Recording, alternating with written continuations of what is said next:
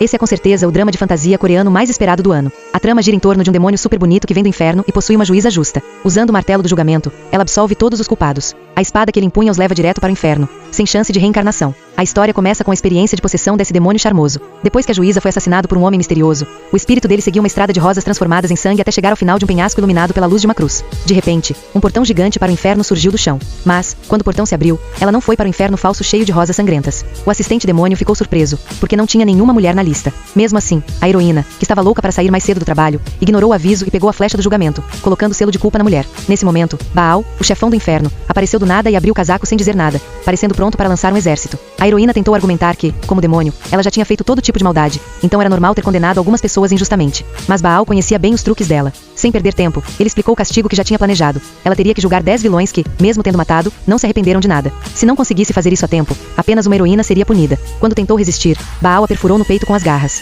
Sem opção, ela aceitou a missão e foi direto possuir o corpo da mulher, transformando-se em uma fumaça preta para completar a posse. No entanto, a fama dela de não mudar de nome nem sobrenome fez com que acabasse sendo levada para um hospital psiquiátrico, onde recebeu um diagnóstico de delírio. Por sorte, ela soube se conter e não foi internada. Esse primeiro caso de posse acabou sendo um caso temporário para aplicação da lei, o que deixou a heroína bem entediada.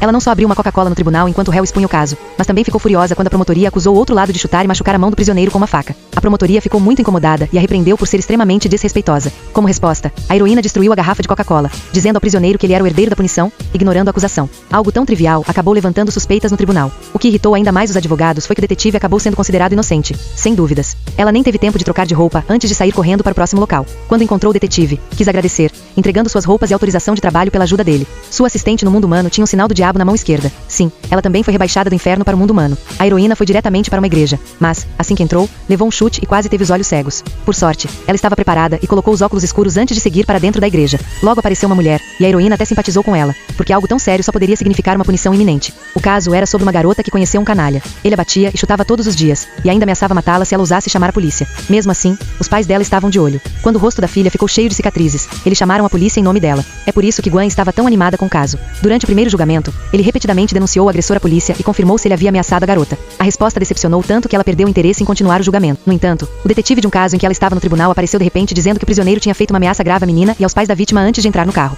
Era óbvio que Gwanda estava novamente animado. Para confirmar a informação, ele procurou os pais da vítima e verificou repetidamente a ameaça feita pelo prisioneiro. Logo, a segunda audiência no tribunal aconteceu. Desta vez, ele nem tomou Coca-Cola. O veredicto foi lido em tribunal, dizendo que, como o homem estava arrependido e era sua primeira infração, ele foi multado em apenas 3 milhões. Assim que essa declaração foi feita, houve um alvoroço. Não apenas os pais da vítima ficaram incrédulos, mas o detetive também ficou surpreso, embora tenha logo procurado Guana para perguntar por que ele deu um veredito tão injusto. Guana não se preocupou em explicar, apenas disse: comparado a uma sentença de 1 ou 2 anos, essa é uma punição mais apropriada.